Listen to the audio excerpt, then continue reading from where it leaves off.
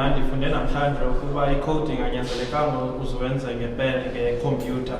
Ipen nephepha ungabafundisa abantwana ii-principles zocode ukuba kucingwa njani ukuze wenze iprogram yekhompyutha.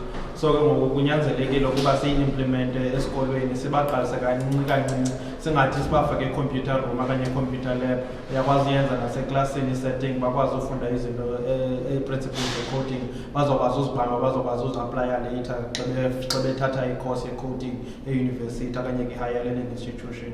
Bayaplaya ngokuba bafunda ii-principles namhlanje ezi zisimple zokuba iikhompyutha zicinga njani nokuba ucinge njani uze iprogram isebenze. So ke ngokubona njengoba sibafundisa loo nto apha esikolweni, bazokwazi ke ngoku bethe badibana nekhompyutha bangaxakeki kakhulu ngoba sebeyazi uba icinga kanje ikhompyutha ngokuba bayifunde ngepeni nangephepha kuqala, nothi ngokuba baqale bacofe ikhompyutha. Akunyanzelekanga kuze kubekho ikhompyutha ukuze bafunde ukucofa ukuba ikhompyutha isebenza njani.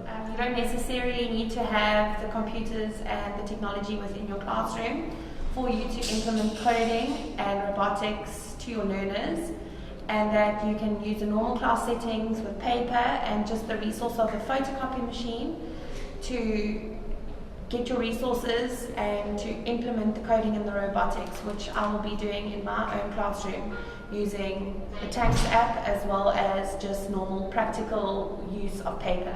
What I learned today, that our gadgets can be used further with the utilization of code. Your code now enables you to use your machines that you have in your hands, your phones, your computers, further by giving instructions. Now you can use the computing power that you have in your hands with the code. You can give it specific instructions for them to work for you. And that's basically what I learned today, is that I have power to use my device further than we've been using it before.